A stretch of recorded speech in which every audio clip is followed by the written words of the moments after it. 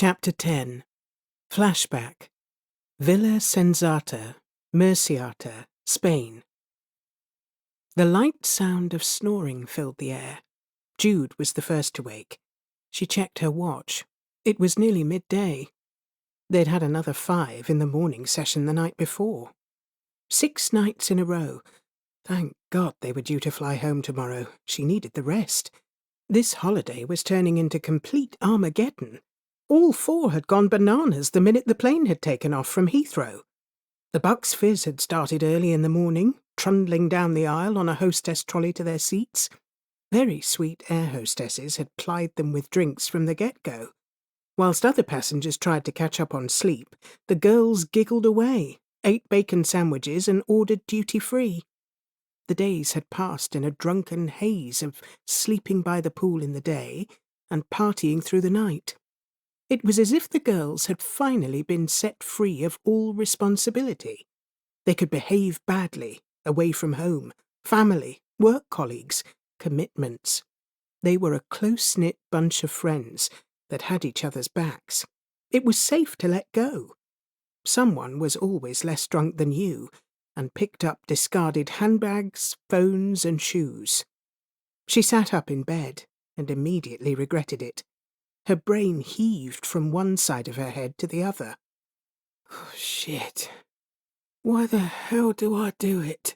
She murmured, holding her face in her hands as acid lurched in her stomach, reminding her of all the rancid wine she'd drank. Why? Getting up slowly, careful not to jar her head, she tiptoed naked out of the bedroom, trying not to wake Hannah, who was in the next bed, snoring. It was a 3-bedroomed ensuite property. They slept 2 in a room, allowing whoever got lucky to grab the 3rd room to themselves. They were all single ladies, no one judged. Nina had had the 3rd room most nights. She had a knack of pulling beautiful barmen. The girls were in awe of her prowess, and the power in her flicky fringe. Jude crept along the corridor and down the swirling staircase to the kitchen in search of water. Her mouth tasted rank. The girls were used to walking around naked.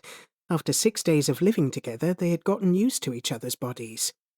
She found bottled water in the fridge and gulped back the cool liquid direct from the bottle. Her stomach immediately lurched and her throat gagged. Oh, I'm never drinking again," she sighed, pouring the rest of the bottle into a glass. Needing fresh air, glass in hand, she walked through the living room towards the terrace. The cold marble floor soothed her feet. She swished open the curtains and heaved open the sliding terrace door. Sunlight hit her face with a slap. Taking a deep breath, trying to keep the nausea at bay, she stepped onto warm terracotta tiles, closed her eyes, and tilted her face up to the sun, hoping it would soothe away her headache. But the hot glare on eyelids made her worse. Turning back inside, she felt something soft touch her feet, and leapt sideways with a squeal, spilling the water. What the hell? It was a naked man, eyes closed, flat out, casually sunbathing on their terracotta floor. She quickly ran back inside the villa and swished the curtains closed. Typical Nina. Why couldn't she send them home after she had played with them? It was always harder to get rid of them the following day. She wandered back up to the bedroom. Hannah was still snoring. She knocked back a few painkillers with the last of her water and snuck back under the cool sheet of her bed, deciding that more sleep was the answer, and hopefully, by the time she woke, Nina's guest would have gone. An hour later, the girls began to stir. They convened in the kitchen, preparing coffee. Jude joined them, pointing at the closed curtains. "Girls," she yawned, "there's a man on the terrace. We've got to put some clothes on." The short sleep had made her feel better. Nina staggered around the kitchen, bleary-eyed in search of tea bags. "Nina, can you get rid of your man, hon?" asked Babs, opening a cupboard and passing her a box of tea. "We've got a lunch table booked at the beach. We're going to have to go soon. We can't leave a stranger here." "Oh," sighed Nina. Is he still here? Oh, what a sweetie. He speaks 3 languages, you know. I'll go and see if he wants coffee. She shuffled out of the kitchen through the curtains and onto the terrace, bouffanting her hair and wiping mascara from under her eyes. "OK, girls, it's our last day," announced Babs, looking a little sad. She didn't want to go home. "What's the plan, boss?" asked Hannah, popping some croissants in the oven. "Beach lunch, the flea market, and a pool siesta, before drinks on the balcony, and then dinner in that cosy restaurant with the dance floor." Babs smiled. She loved dancing. "Girls, I'm knackered," interrupted Jude. "Do you mind if I just sleep by the pool and meet up with you tonight? I can't do it any more," she sighed, taking her tea to the open-plan sitting area and slumping on one of the 4 cream sofas surrounding a large granite coffee table. The other 2 followed, taking a sofa each. "Jude," moaned Babs, "it's our last day. We can't waste it. You'll feel better after a quick shower and some lunch. You can sleep all you want when you get home. Oh, I'm going to have the lobster." Jude groaned, the thought of lobster turning her stomach. Most mornings the girls felt rough, except Babs, who had the constitution of an ox. She drank more than any of them, ate the least, and still managed to look bright-eyed and bushy-tailed every morning. Nina thrust open the curtains with a swish and stepped inside. Sunlight hit the room's cream floors, white walls and huge mirrors, creating a bright flash of light in the room. The girls grabbed sunglasses. "Oh!"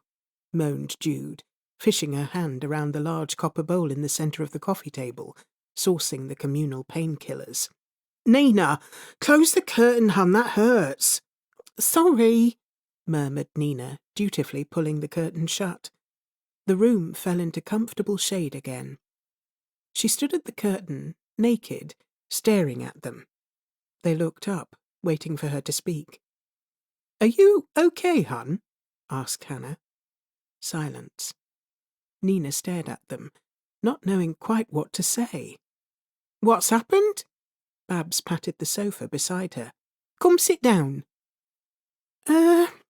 Nina fiddled with her hair. "You know that man on the balcony? Well, he's not with me. I don't recognise him." "Are you sure? We were pretty drunk last night," offered Jude. "I only do men with hair, and he has a bald patch," Nina nodded. "He's not with me." The girls looked at her. "Well, honey, you're short. Maybe last night in the dark you couldn't see the top of his head. We were all pretty smashed. Maybe you made a mistake." Babs smiled at her.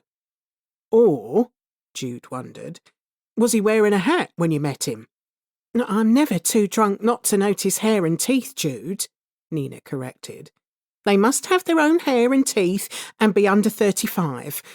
I don't know if he has dentures or not, but the guy on the balcony is definitely as old as us, maybe older. 50? I don't know. But he doesn't belong to me. I don't do oldies. And he hasn't got a hat. I always peek under hats, 'cause you never know," she huffed. "Gosh, you're hard to please, girl," sighed Jude, leaning back on the sofa, knocking back 2 painkillers. "Well, if he's not with you," said Babs, "did you ask him what he's doing here? I mean, does he just go round sunbathing on people's terraces? That's a bit rude." It's a little difficult to ask him, Babs. He's dead." "What?" the girls shouted in unison, jumping up. "Dead? Brown bread, a goner, meeting his maker, pushing up daisies, passed over, unalive," she sighed. "But he's still getting a nice tan. No lotion, though."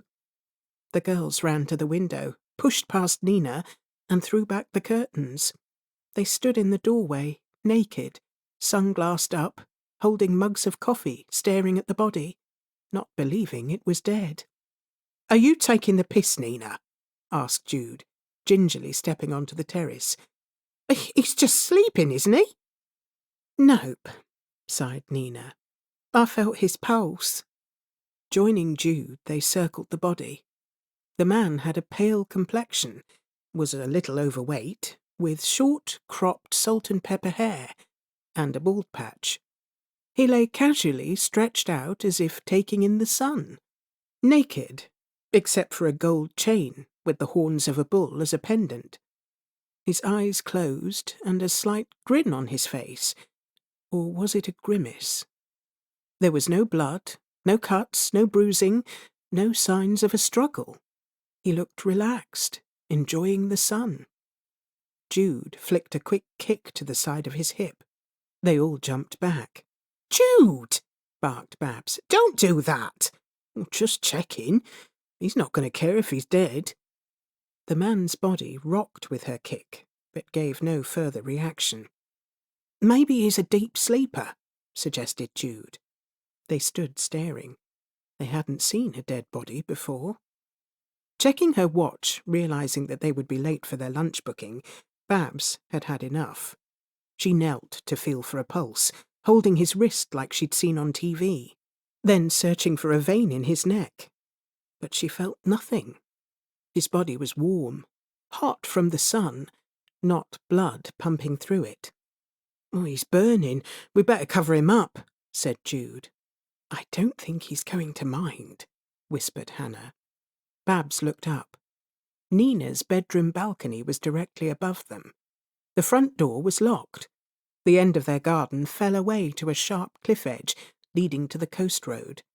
No one could have climbed it. One side of the villa was barren scrubland, and the other an empty mansion with the owners away. Where did he come from? "Are you sure he didn't fall off your balcony last night, Nina?" "Yes, I'm sure. Look at him, he's so not my type." Jude picked up a towel from a nearby sunbed and spread it over the man's body, making a sign of the cross. She ushered the girls back inside. "Right, let's decide what we're going to do. I'm sorry, but you're going to have to cancel that lunch booking, Babs."